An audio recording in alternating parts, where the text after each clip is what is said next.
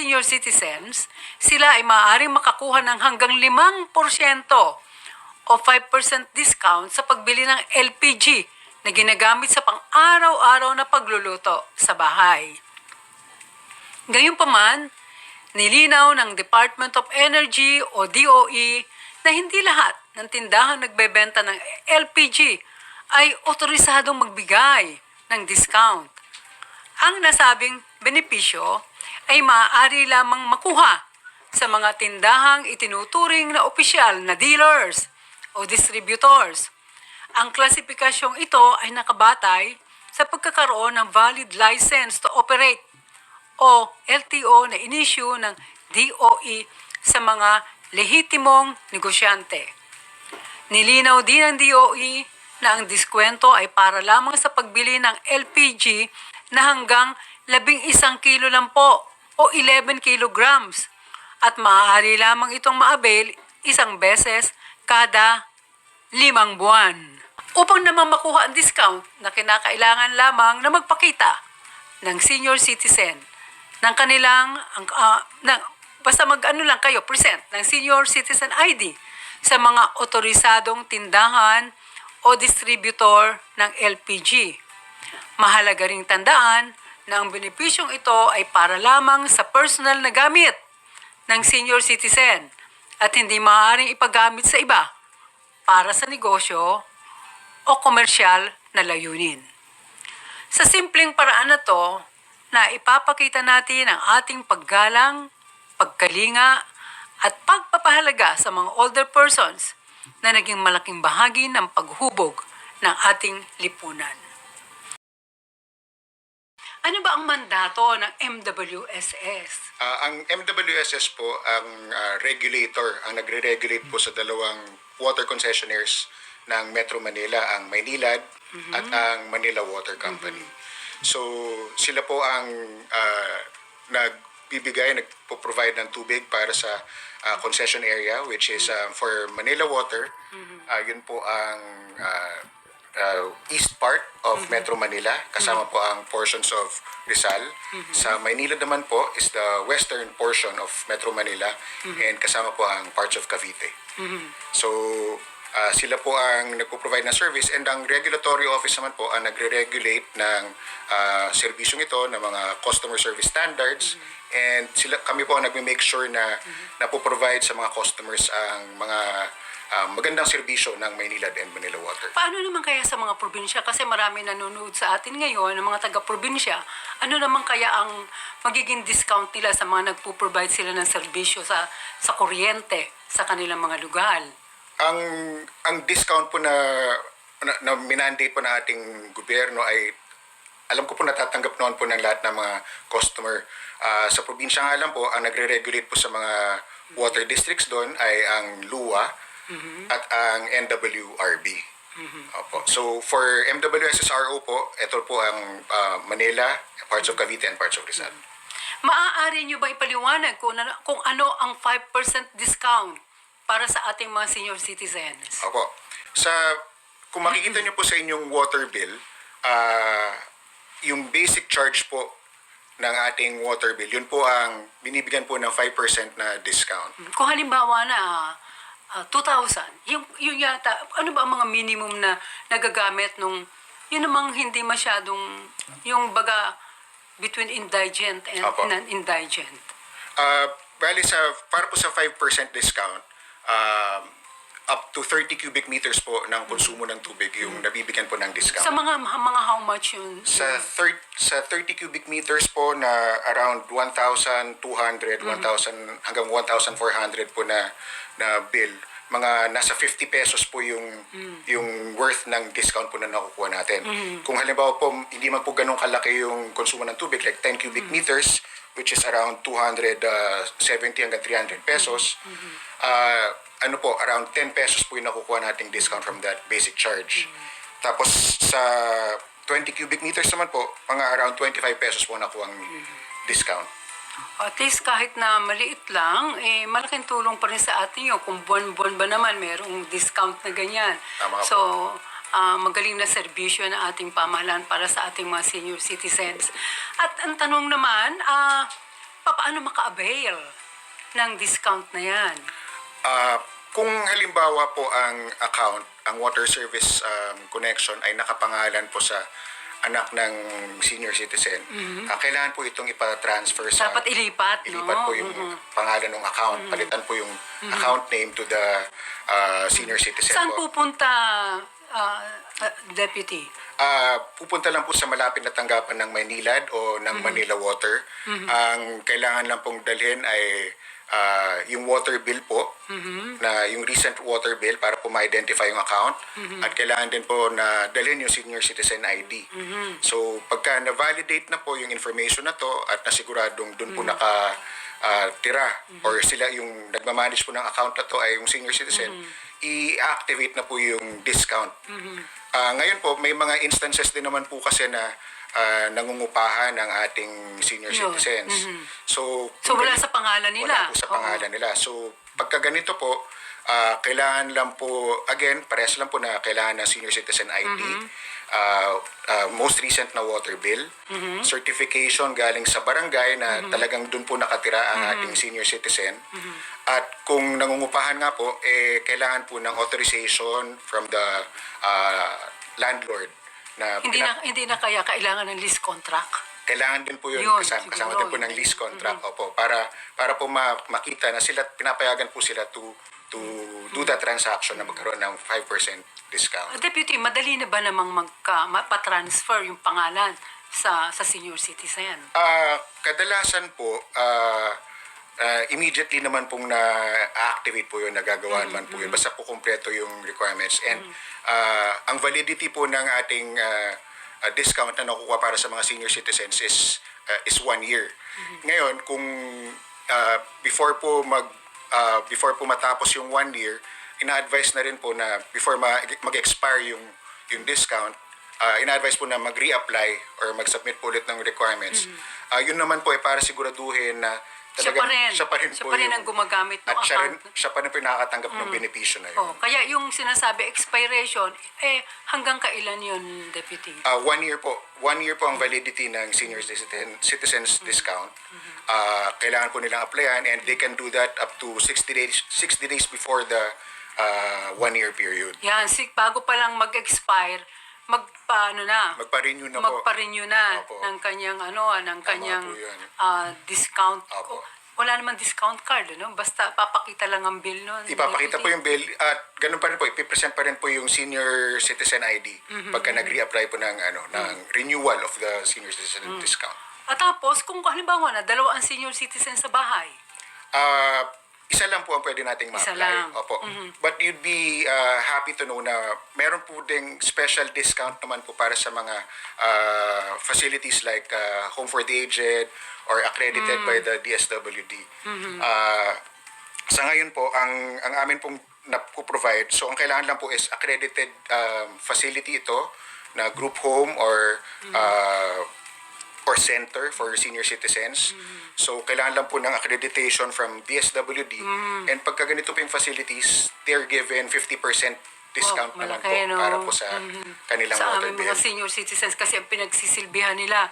Opo. At siguro naman, ito namang may mga home cares, no, Yes po. na ito, alam na nila yung kanilang mga requirements, no, Opo. para sila maka-discount ng ganung kalaki. Ano ang nakikita nating dahilan kung bakit hindi maibigay sa mga older persons o senior citizens naman ang 5% discount? Sa ngayon po, ang kadalasang dahilan, kasi po nagko-conduct din po kami ng survey kung bakit kakaunti lang ang may ganitong discount. Naku, mabuti naman at nakafocus kayo sa aming mga matatanda. Opo.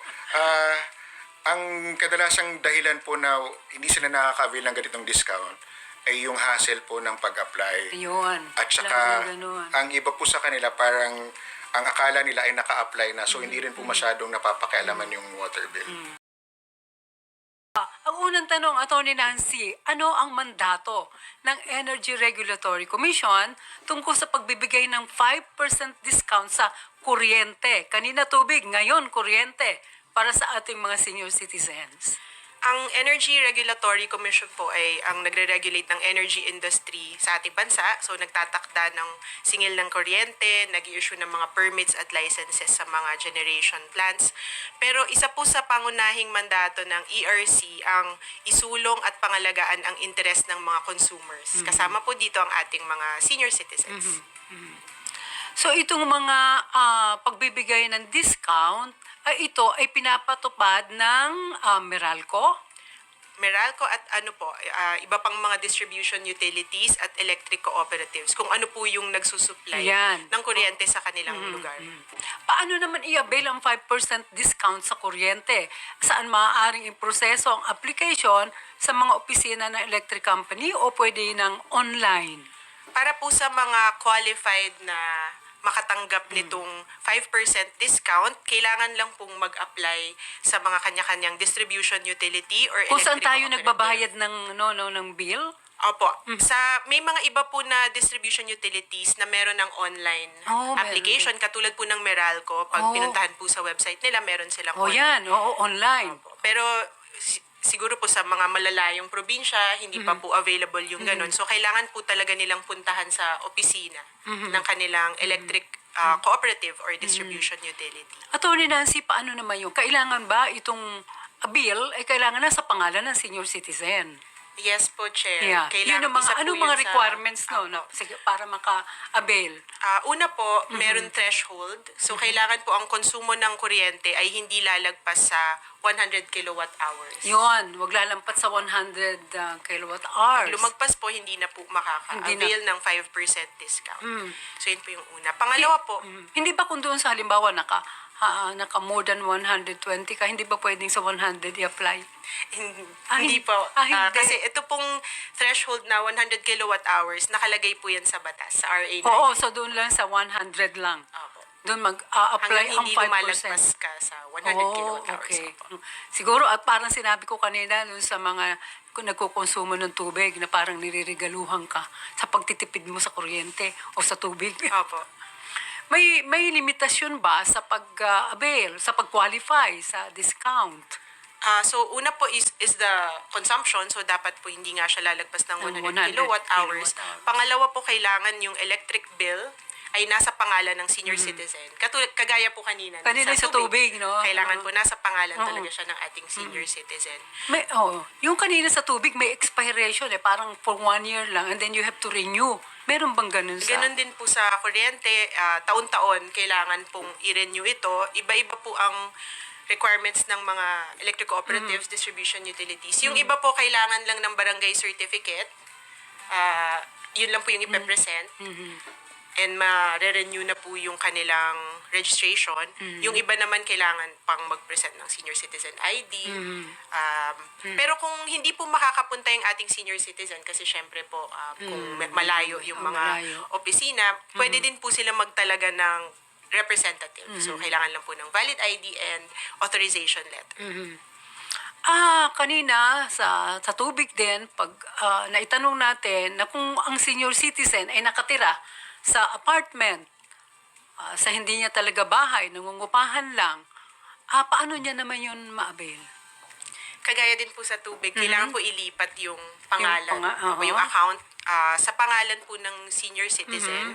Kailangan po magpakita ng kontrata na may pumapayag kontrata. yung may-ari nung bahay or nung condominium na ilipat yung pangalan po nung metro dun sa senior citizen po natin.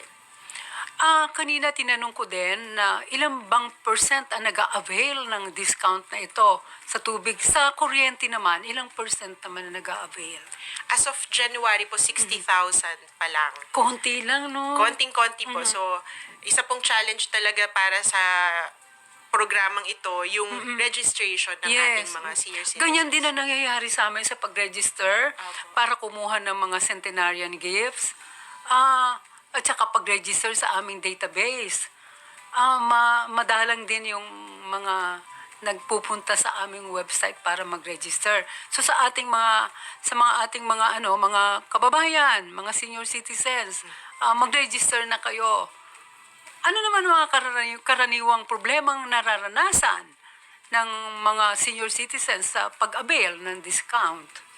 Yun pong, una po is yung kailangan nilang i-register. So, pupunta po sila or magtatalaga sila ng representative. And then, yung na-discuss din natin kanina na minsan wala sa pangalan nila. Yun, ano. Oo. And then isa pa po na nire-raise na issue ay yung threshold na masyado na daw pong mababa yung 100 kilowatt hours. Pero yun po ay nasa batas, although nung 2010 pa po yun. So siguro, Meron kayong pag-asang mataas? meron pong pending bills ngayon sa Yun. Kongreso na Oo. pinapanukala po ng ating mga congressmen na itaas yung threshold to 15% yung discount. Itaas po yung discount to 15%. So and malaking itaas din ano po yung yun, threshold. malaking increase, no? From 5 to 15%. Malaki na ang tipid. Yes. Ano ba ang mga ginagawa ngayon ng ERC para naman makatulong sa pag-promote ng mga rights, mga pribilehiyo ng ating mga senior citizens? Umiikot po yung ERC sa iba't ibang parte ng bansa, Luzon, Visayas, Mindanao. Meron po kaming information campaign. Iniimbita din po namin, partner po namin yung mga OSCA. Nag-request okay. po kami ng resource person mula sa mga OSCA dun sa lugar. May imbitahan na din kami, Atty. Nancy, Opo, imbitahan po makasama. namin kayo na sumama sa mga susunod. Or kami rin po, imbitahan niyo po kami. Yes, Meron po kaya kayong dito mga ngayon ang naka-organize na mga, ating ngayong um, ERC. activities. Doon po pinapaliwanag sa ating mga senior citizens kung ano po yung programa na ito, ano yung mga requirements, paano po sila makaka-avail. Iniimbitahan din po namin doon yung mga distribution utility or electric cooperatives para po mas mapadali yung registration process para sa ating mga senior citizens. Sa tingin ko, marami kasing hindi lang nakakaalam, ano? At saka ang iba, busy din or natatamad na magpunta para magparehistro. Pero sayang po, ano po ang hotline? Number o customer service na maaaring tawagan para sa mga reklamo o katanungan tungkol sa discount. Pwede pong mag-email sa ERC, consumer@erc.ph. Meron din pong hotline na naka-flash sa ating screen. At ang aming opisina po ay nasa Ortigas. So, pwede rin pong pumunta doon ng ating mga senior citizens. Kung halimbawa na meron akong bahay sa Manila, tapos umuwi ako sa probinsya dahil doon ako nagbabakasyon o may bahay din ako doon. Yung bang nakapag-diskwento na ako sa Manila, pwede pa ba akong mag-diskwento sa probinsya? Hindi na po. Kailangan po na kung saan talagang nakatira yung senior citizen. Isa po sa mga requirements ay yung barangay certificate na ini-issue po ng barangay na talagang doon nakatira sa lugar na yon or sa barangay nila, yung senior citizen. And kung hindi po yun makukuha ng ating senior citizen, pwede din pong affidavit ng dalawang tao na hindi niya kamag-anak. So, kailangan po may magsa-certify na doon siya talaga nakatira sa lugar po nila.